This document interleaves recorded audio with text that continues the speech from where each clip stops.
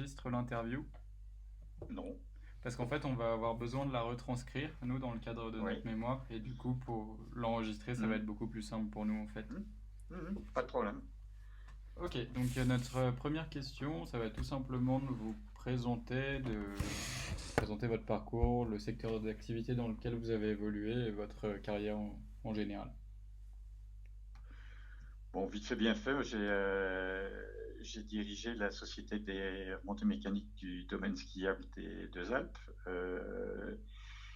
J'ai commencé en 1975 et j'ai fini en 2009.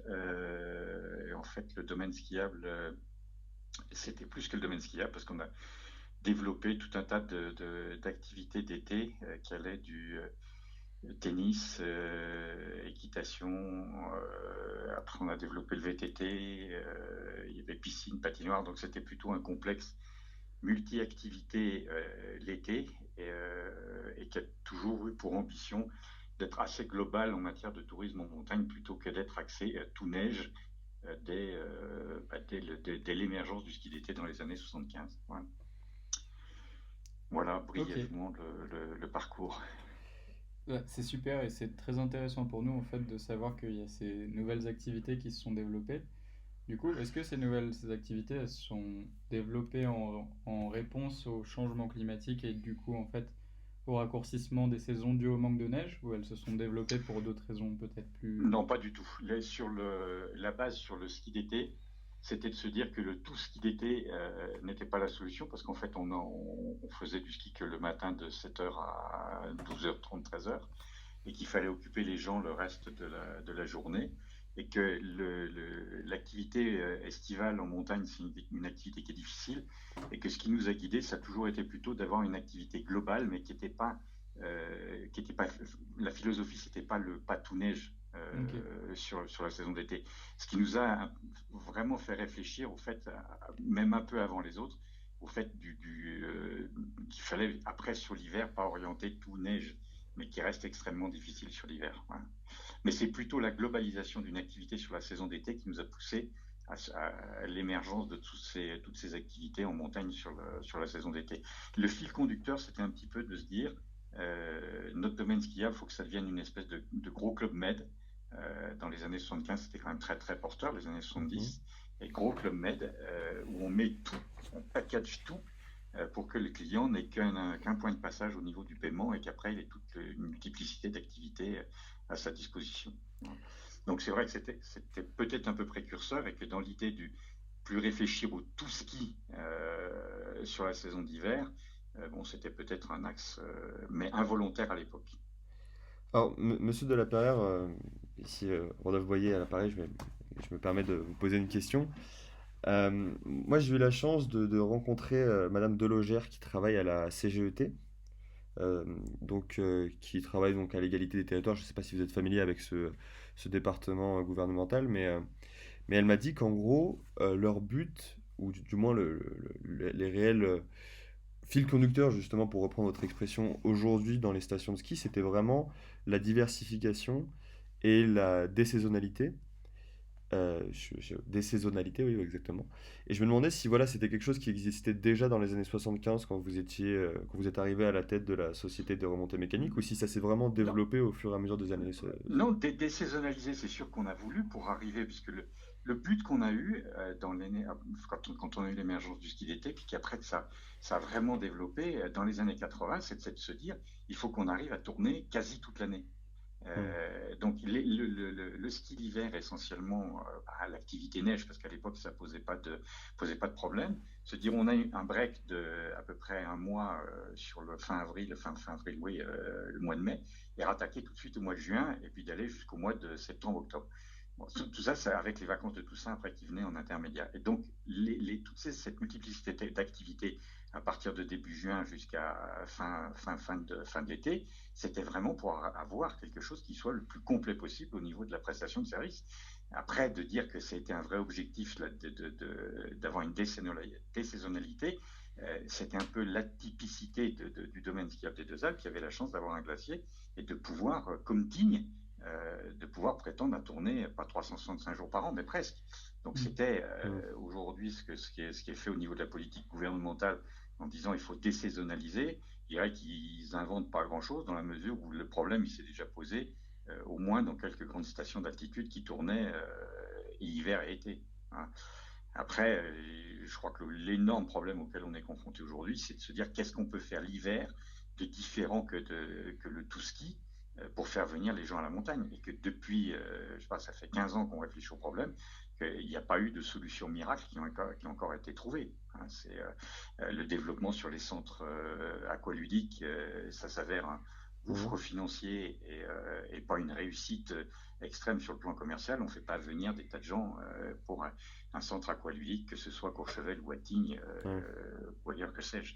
Et Montgenèvre a fait l'expérience et pas dire qu'ils s'en mordent les doigts, mais c'est un gouffre financier au niveau des budgets de la collectivité. Donc la grosse diversification pour sortir du tout ski est extrêmement compliquée.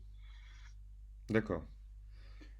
Du coup, cette diversification, elle n'est pas en réponse au changement climatique, mais est-ce qu'il y a eu des diversifications vraiment spécifiques par rapport au réchauffement climatique, des mesures précises qui ont été prises en termes de stratégie, ou est-ce que ça n'a pas été pris en compte vraiment dans l'évolution de la station et l'évolution des infrastructures?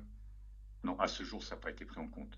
D'accord. Il y a des petits moyens qui ont été, enfin, qui sont très opérationnels, qui ont été mis en œuvre au fil du temps pour essayer c'est surtout au niveau de la fonte du glacier, de freiner la fonte. Il y a deux choses Mhm. qui sont faites. C'est l'enneigement artificiel pour compenser la remontée des niveaux de température qui fait qu'on a moins de température négative et peut-être probablement aussi moins de précipitations neigeuses depuis, enfin, on est dans un cycle où il y a moins de précipitations neigeuses qui est dans les années 70-80, Mhm. ça c'est sûr, et qu'on essaie de compenser ça. Dire qu'il y a vraiment des mesures de fond, non. Au niveau de la saison, pour préserver la saison d'été, il y a des mesures très spécifiques qui sont faites sur le glacier pour arriver à créer des pièges à neige, à travailler la neige, à damer, la compacter de manière à ce que ce soit beaucoup plus résistante à la fonte, Mhm. d'une manière artificielle en la travaillant. Mais ça reste des mini-phénomènes, des mini-mesures. C'est pas global. Ok. Et donc alors, si je comprends bien, à ce moment-là, aujourd'hui, le plus gros risque que vous pouvez faire ressortir pour le marché du ski ou de la station des Deux Alpes en particulier, ce serait plus le désintérêt pour le ski alpin que le manque d'enneigement ou d'autres problèmes auxquels pourraient être confrontées des stations de moyenne montagne, par exemple. Bon, c'est difficile de parler de désintérêt, qui est un tassement. Enfin, le ski, c'est une activité qui est arrivée probablement à maturité Mhm. et qui ne connaît plus la croissance fulgurante des années 70, 80, 90. Euh, Donner les raisons de cette maturité qui fait qu'il n'y a plus de croissance exponentielle, moi je m'y réserverai pas parce qu'il y a il y a des tas de phénomènes qui l'expliquent et qui ne sont pas essentiellement liés au manque de neige, au réchauffement. Il y a des tas d'autres causes qui expliquent cette espèce de tassement.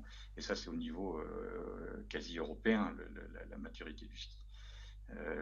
Donc, dire qu'on est. Euh, le fait d'une remontée de l'enneigement sur les stations de moyenne altitude perturbe, ça c'est incontestable. C'est un des éléments qui fait qu'il peut y avoir en partie un désintérêt, mais c'est pas un Mhm. élément prépondérant. Il y en a des tas d'autres. Voilà. Et la mondialisation là-dedans, justement, la concurrence internationale ou européenne, hein, en tout cas, elle prend une grosse place dans ce calcul, justement. Ouais, de toute façon, au niveau européen, oui, il y a une concurrence. Je dirais que le marché du ski, c'est l'Europe et c'est plus chacun des pays, que ce soit la Suisse, l'Italie ou la France. On est tous à se tirer une concurrence pour arriver à tirer sur le massif alpin Mhm. des clients qui viennent de l'Ouest jusqu'à la Russie. Demain, est-ce que ça sera la Chine? Je sais pas, mais c'est sûr que c'est un marché concurrentiel au niveau de l'Europe. Après, D'accord. les États-Unis, l'Amérique centrale, l'Amérique du Sud, c'est un autre marché qui reste très marginal pour l'Europe. Mm. Euh, mais il y a un ski européen, il n'y a plus simplement un ski national. Et tout le monde essaie de se positionner dessus. D'accord. Et dans quelle direction? Alors, c'est peut-être un peu compliqué comme question, ou un peu, je sais pas si ça se prête vraiment à la situation, mais est-ce que vous pourriez imaginer une direction dans laquelle ça s'est, enfin, faire ressortir une direction dans laquelle ça s'est dirigé justement, cette compétition au niveau européen depuis que vous êtes arrivé dans les années 70? Est-ce que par exemple au début il y avait vraiment une grosse dominance de la France et on trouve que des petits pays avec des forfaits peut-être un peu plus low cost commencent à prendre de plus de place sur le marché, ou alors l'effet complètement inverse, je sais pas. Est-ce qu'il y a des tendances comme ça que vous pouvez avoir en tête sur ce marché? Non, je pense pas il y ait des tendances. Il y a des qualités de prestation de service qui font qu'on arrive à se positionner correctement sur ce marché. Après, il y a les concurrences, il y a les politiques que peuvent faire un pays par rapport à un autre pour essayer de faire venir plus de clients dans une zone particulière, enfin qui est un pays ou un autre, mais qui relève de la politique touristique du pays, d'un pays donné. Dire que les petits pays qui émergent, le ski en Bulgarie, low cost, a révolutionné le marché du ski en Europe. Non, pas du tout. Il y aura toujours une clientèle pour du low cost, une clientèle pour du tarif normal ou une clientèle pour du tarif très élevé. Il n'y a pas de grande tendance pour aller d'un pays vers un autre. Je crois que c'est la nature même de la qualité de la prestation de service et la notoriété de chaque station qui fait qu'elle a un succès ou qu'elle n'a pas de succès au niveau européen auprès de la clientèle. Et puis après, c'est la qualité de ses services et c'est la façon de se vendre, de se marketer sur le marché pour arriver à faire venir les clients chez elle. Euh, mais le fait de dire aujourd'hui tout le monde est équipé en enneigement artificiel, il n'y a pas un pays ou une station par rapport à une autre qui peut jouer vraiment de manière déterminante sur ce critère pour attirer plus vers elle de clients qu'une autre station, qu'une autre région. Je ne crois pas qu'il y ait de leadership qui se mène sur la base de tendances de fond. Ça reste très la politique d'aménagement de chaque site et de chaque site dans le contexte de son pays. D'accord. Les gars? J'ai pas de. Non. Alors moi dans ce cas, j'en ai plusieurs. Je vais continuer dans ce cas-là. Euh, Pareil, en fait, au cours de nos recherches, on s'est rendu compte que la clientèle de ski avait tendance à être un peu vieillissante depuis maintenant quelques années, et que le but était d'être, on va dire, de plus en plus compétitif auprès des jeunes aussi. Et on voit que justement, et je retourne sur le problème du développement durable, on voit que c'est quand même une problématique qui touche beaucoup ces générations.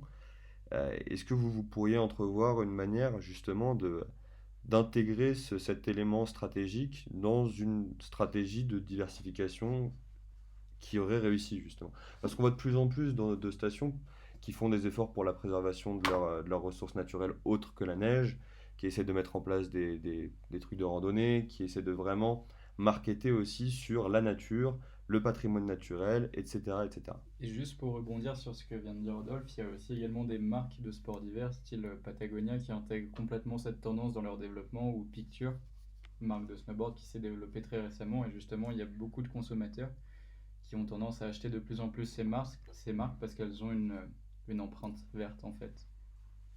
Oui, après, ça, c'est au niveau de la consommation individuelle. Hmm. Mais j'ai pas vu encore dans le marché des sports d'hiver une station qui était arrivée à drainer vers elle plus de monde et à étouffer les autres sur un critère développement durable vraiment significatif. Si vous en avez une, vous me le dites, mais je vois pas qui. Parce que Mm. tout le monde cherche de plus en plus à mettre en avant le fait que la consommation d'énergie électrique, c'est une consommation renouvelable.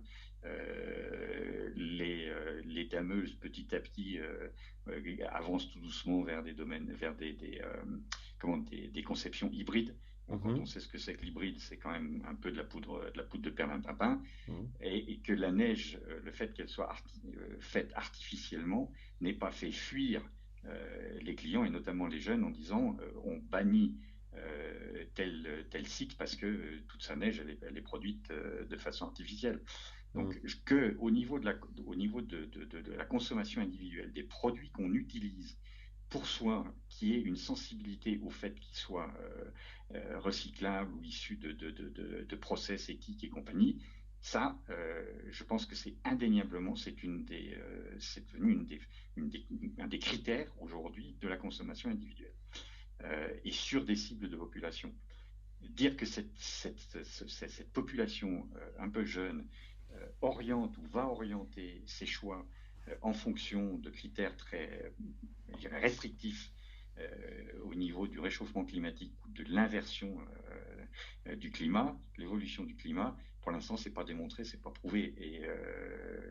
Et je vois pas bien qu'il y ait moins de jeunes qui viennent au ski aujourd'hui. Là encore, c'est des tendances qui sont lourdes, et notamment sur le marché français. Mm. Il y a quand même une cause qui l'explique, c'est le fait qu'il n'y ait plus de classe de neige. Mhm. Oui, ça c'est oui, c'est Euh, vrai. donc On en a entendu parler. au niveau de la politique de l'État, il y a un désengagement de l'État sur les classes de neige et qui est une des sources. On ne va pas en classe de neige ou on ne va pas en classe de mer, on ne crée pas, on ne suscite pas l'intérêt et l'envie d'eux. Donc Mm. aujourd'hui, la pratique du ski, au moins en France, ne repose que sur la bonne volonté des parents. Bon. Le ski, c'est quand même une activité qui est relativement onéreuse et qui touche donc une population qui peut se permettre d'emmener ses enfants au ski, alors que les classes de neige, c'était indistinctement tout confondu. D'accord. Donc ça, c'est une des causes du tassement ou du vieillissement Mm. de la population au ski. Mais probablement, il y en a d'autres. Il y a aujourd'hui toute une population de jeunes qui a d'autres centres d'intérêt que la pratique du ski. Mm. Voilà, il n'y a pas que le fait que les classes de neige aient été supprimées, il n'y a pas que le fait que le ski, c'est quelque chose qui ne relève pas d'un développement éthique ou durable ou préservant la nature, d'un machin qui fait qu'on le rejette. Je ne crois pas qu'on en soit là encore. D'accord.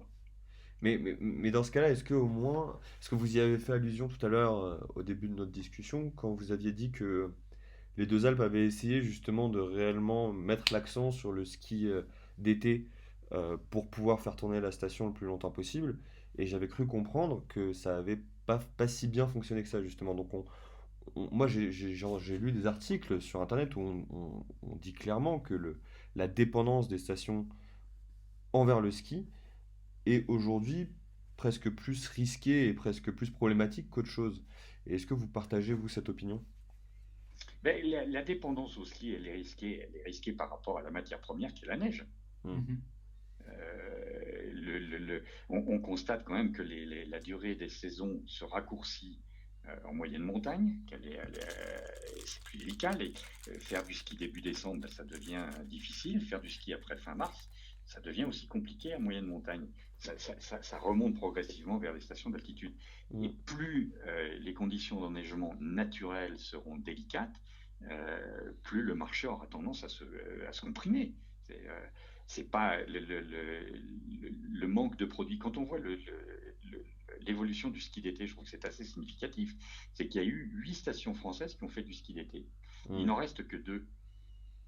Sur lesquels, d'ailleurs, par curiosité, Ça, c'est Val Ce si sont d'Isère et Tignes les et les deux Deux Alpes. Alpes. Tignes et un tout petit peu Val d'Isère sur les. Je sais pas s'ils le font encore, tu vois, c'est bien, mais sur les 15 premiers jours de juillet. Mais D'accord. quand vous avez une offre, vous intéressez une clientèle. Hmm.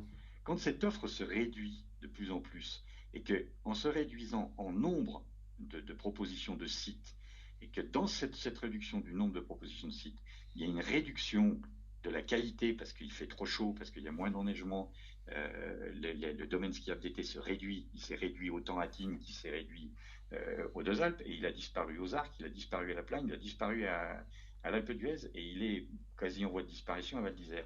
Donc, quand vous n'avez plus d'offres, votre marché s'éteint. Bien sûr. Mais là, on est Donc, d'accord que c'est le justement. marché, pour nous, le Oui. marché du ski d'été qui a été extrêmement brillant jusque dans les années 95, il réduit au fil des difficultés qu'il y a d'exploiter l'été. Et les difficultés qu'on a rencontrées sur l'exploitation d'été, finalement, on commence à connaître un peu les mêmes sur la saison d'hiver. Ok. Il y a juste. Donc le marché se contraint lui-même sur le fait que l'offre est moins qualitative. Voilà. Après, sur l'hiver, quand est-ce que l'impact sera vraiment très fort? et qu'on dira les stations de moyenne altitude, c'est mort, elles ne peuvent plus tourner. Hmm. Bon, Et donc il y a quand même un vrai impact écologique au final sur la pérennité des stations. En tout- il y a un impact écologique, euh, oui, dans la mesure où on ne peut pas envisager de faire que de la neige artificielle. Il faut bien qu'il y ait quand même un élément naturel pour justifier de la, pour justifier Bah de oui. la pratique. Oui, Si sinon à tout Dubaï, devient il y a autant de... artificiel, c'est... Si, Non, pardon, je vous ai pardon, coupé, mais je disais parce que sinon Dubaï, dans ce cas-là, a autant de prétentions que les Alpes françaises. Bon, si jamais non, on mais fait que de enfin, l'artificiel. faut rester raisonnable. Dubaï, c'est 200 mètres dans un hangar, ça restera 200 mètres dans un hangar. Oui, non C'est mais pas, c'était... c'est un gadget. Bien sûr. Ouais, mais oui, c'est sûr que si on a un vrai réchauffement et que il y a des difficultés à avoir de la neige naturelle, je vois pas comment les stations de sport d'hiver pourront vivre.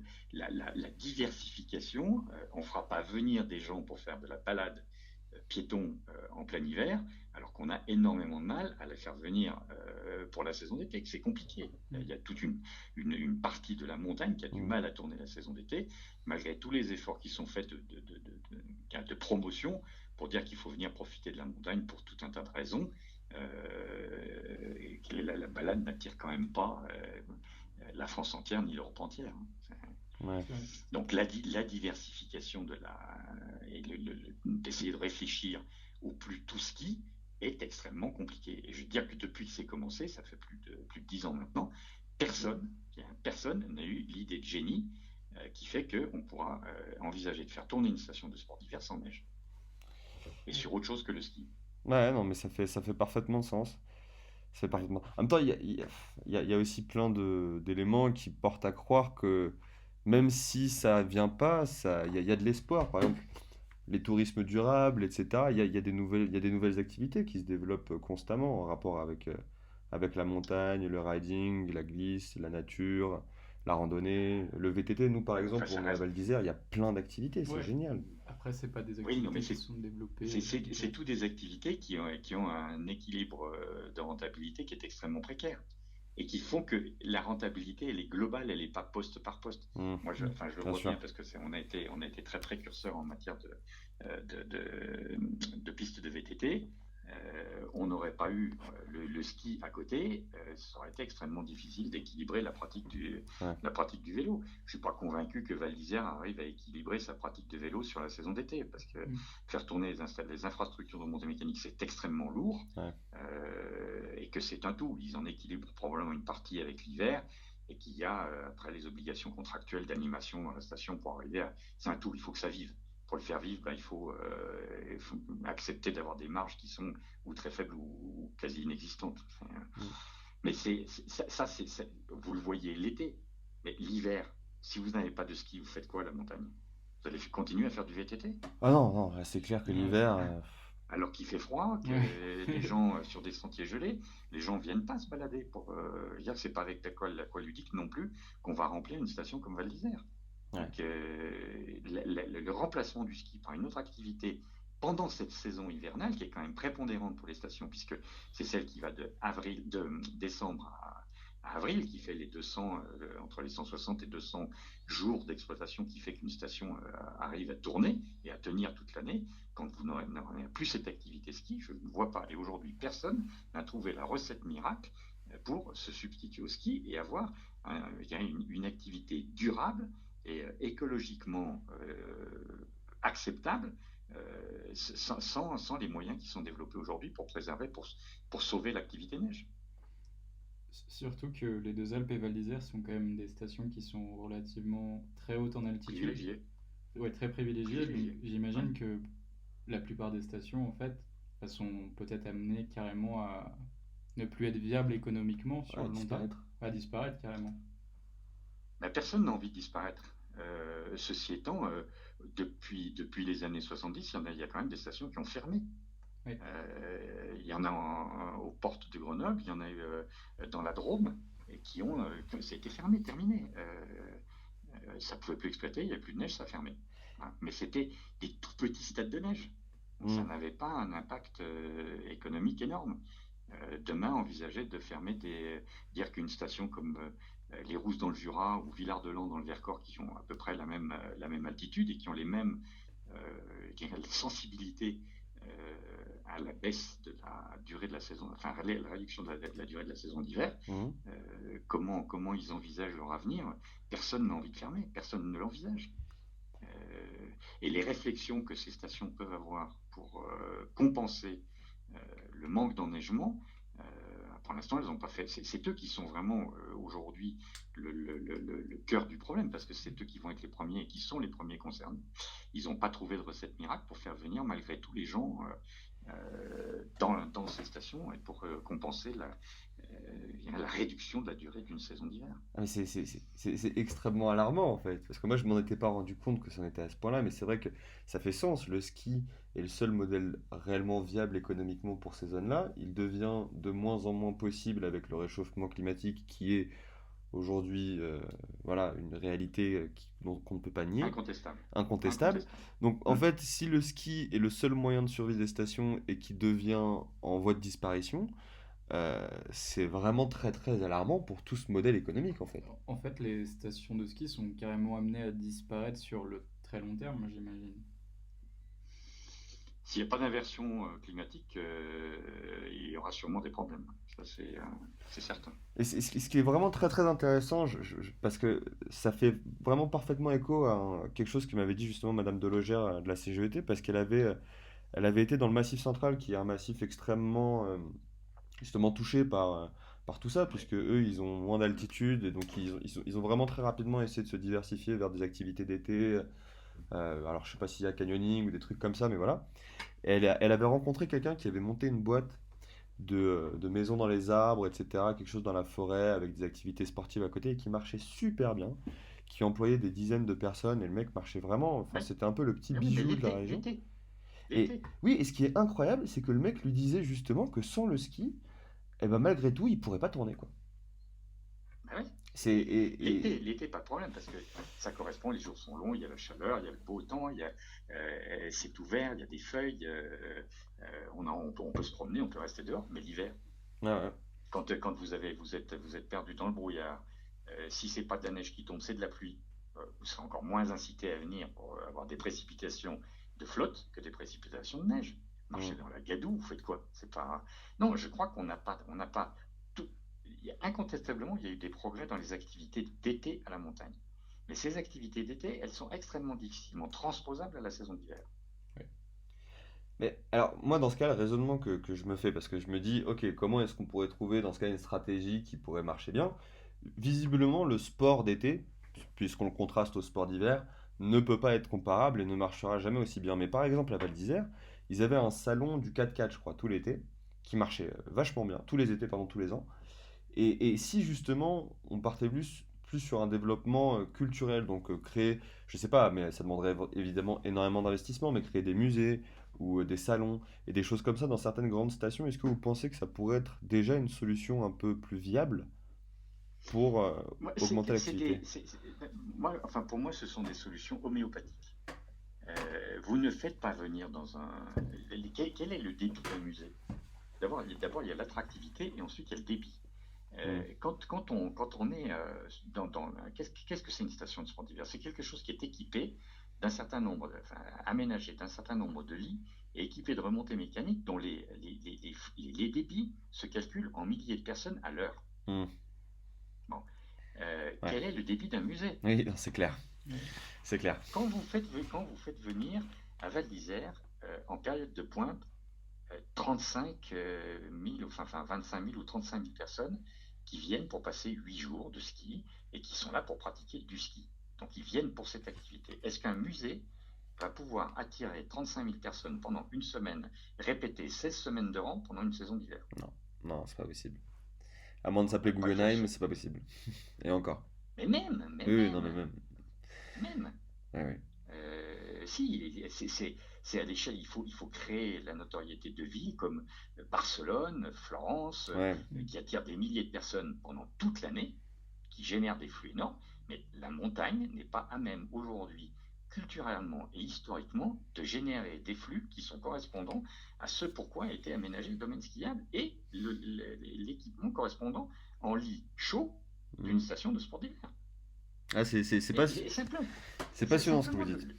le problème, d'un centre aqualudique. Mm. Un centre aqualudique, il va accueillir 300, 400 personnes. Et déjà, quand vous serez à 300, 400 personnes dans un centre aqualudique, vous aurez une impression d'étouffement. Ouais. Que pèse votre centre aqualudique par rapport à une capacité de C'est 20 clair. 000 Non, mais c'est vrai que dit comme ça, C'est c'est vrai tellement évident. C'est que- tellement évident. surtout que Bon, c'est tellement grand en fait la montagne. Ouais, ouais. Et puis, et voilà.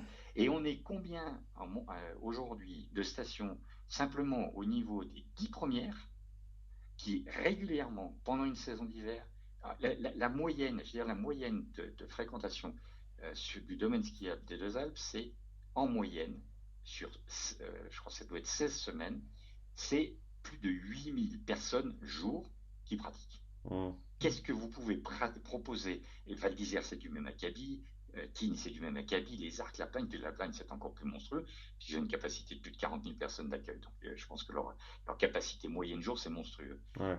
Qu'est-ce que vous pouvez proposer pour répondre au remplissage des lits et à une activité qui permet de satisfaire ces masses qui viennent 8 jours durant pour pratiquer une activité qui est aujourd'hui le ski? Qu'est-ce que vous proposez? Qu'est-ce qu'on a inventé d'autre qui permet de le faire? Y a Le rien. VTT, le VTT de descente, on dit aujourd'hui qui est peut-être arrivé à maturité, qui plafonne, mais quand vous avez, je sais pas, à Val d'Isère ce que ça représente, mais ici, quand on a 600 ou 700 vélos par jour, c'est déjà hyper performant pendant l'été. Ouais. Mm. Ouais, ça n'a rien à De, voir. de, de, Ouais. de mecs qui viennent prendre des risques de faire du VTT de descente.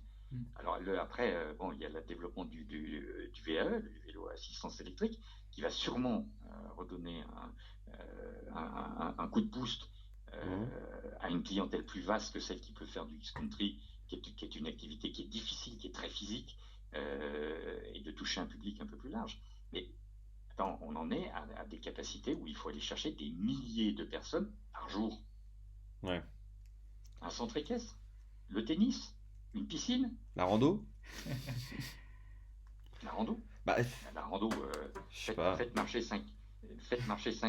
déplacer 3 ou 4 000 personnes par semaine pour venir simplement faire de la balade.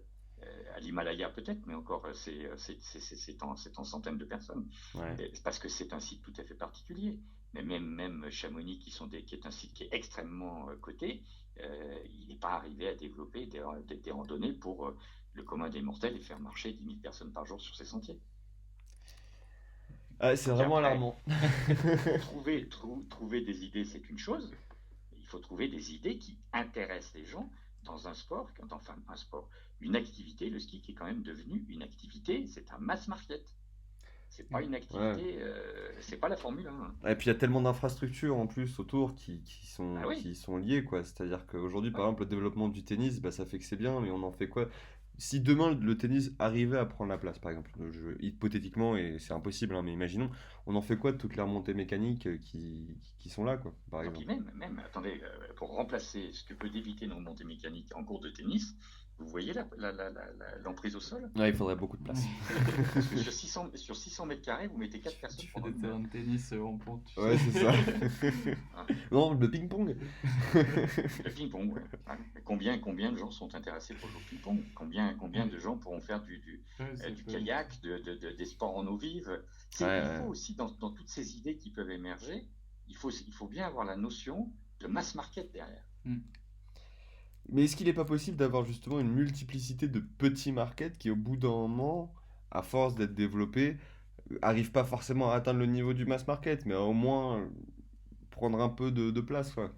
Parce que si on prend, il y a tellement d'autres éléments, quoi. Il y a en effet les randonnées, la pente avec le VTT, l'eau vive. Et c'est vrai qu'aucune de ces activités ne peut remplacer le ski, on est d'accord, mais un mix de beaucoup de ces activités pourrait éventuellement un jour être performant, non?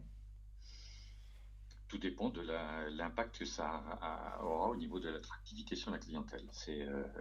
Bon, moi, je trouve enfin, il me semble déjà qu'il y a eu une performance sur ces 20 dernières années incroyable, c'est le vélo. c'est le développement du VTT. Mhm. Ça a été une idée absolument géniale. Après, combien de temps ça dure? Quand on regarde à la mer, le développement de la planche à voile, qui aujourd'hui est complètement flingué par le kitesurf. Mais combien pratiquent le windsurf ou le kitesurf? Ça reste des activités qui sont marginales. Ouais. Il n'y a pas d'activité, enfin moi j'ai pas connaissance d'une activité d'été qui soit aussi intense que ce qu'on peut avoir que la pratique du ski. Ouais, ça n'existe pas. Parce qu'en même temps, il n'y a jamais Rien. il y a pas d'infrastructure équivalente non plus, quoi. C'est-à-dire que c'est tellement énorme ce qu'on a fait aussi en termes de remontée mécanique, etc., que ouais. Ben, c'est l'industrialisation d'une pratique ludo-sportive à outrance. Mhm. Et dont la limite aujourd'hui, c'est quid de la neige demain. Est-ce qu'il y a des estimations qui sont faites justement par rapport au manque d'enneigement? Quand est-ce que il va y avoir vraiment une date un petit peu de clôture justement? Parce que ce qui est Non, il n'y en assez, a pas. ce qui est assez étonnant, c'est que par exemple une station comme Val d'Isère, chaque année, entre guillemets, il rénove un petit peu les remontées mécaniques. Donc il y a une vraie Mais volonté tout le de... monde, Ouais, donc... tout le monde. Mais pourtant, j'imagine que ces stations sont au courant que l'activité va s'arrêter sur le long terme. Peut-être pas s'arrêter complètement, mais qu'elle va fortement diminuer. Et pourtant, il y a C'est vraiment quoi, un grand c'est quoi le investissement en long termes terme? d'infrastructure. C'est 30 ans, c'est 60 ans, c'est 100 ans, c'est 200 ans, personne ne le maîtrise aujourd'hui. D'accord, ouais. Mhm. Il n'y a pas de maîtrise, il y a aucune maîtrise en fait. Ce qui peut interpeller, c'est que depuis il y a peut-être moins de 10 ans, il semblerait qu'on soit dans une phase d'accélération. Les politiques le prennent bien en considération parce que il y a quand même une pression. C'est pas simplement sur le marché du ski, mais sur le réchauffement climatique. Il y a une pression qui est de plus en plus forte. Alors, Ouais. est-ce qu'elle est fondée ou pas fondée? Mais le réchauffement, bon, on est dedans. Enfin, oui, le réchauffement, on est dedans et il semblerait qu'il y ait une espèce de petite accélération. Oui. Quelle va être la conséquence de cette accélération? C'est très difficile à dire. Mais du coup, Pour l'instant, si vous voulez, dans une vision, malgré les difficultés qu'il y a de saisons qui raccourcissent, puis c'est pas toutes, il n'y en a pas une qui ressemble à une autre au niveau des saisons depuis une vingtaine d'années.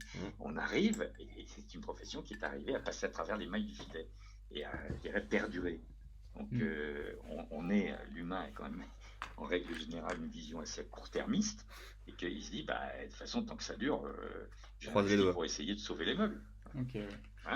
Hein, et de garder mon avantage concurrentiel. C'est marrant, alors pas entièrement, mais on peut vraiment faire pas mal de parallèles entre la neige et le pétrole en fait. Et l'or noir et l'or blanc. Parce qu'il y a vraiment...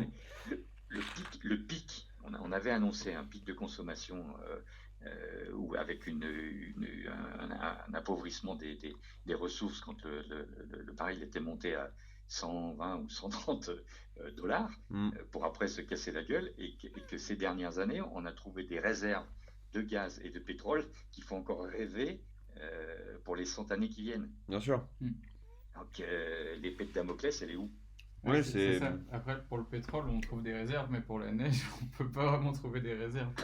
Non, je suis d'accord avec vous, mais c'est vous qui faites la équipe. Ouais, Non, mais par exemple, on peut développer des meilleures technologies, par exemple, de neige artificielle. Ouais, c'est vrai. Ah, mais très probablement. Les Australiens savent faire de la neige artificielle par température positive.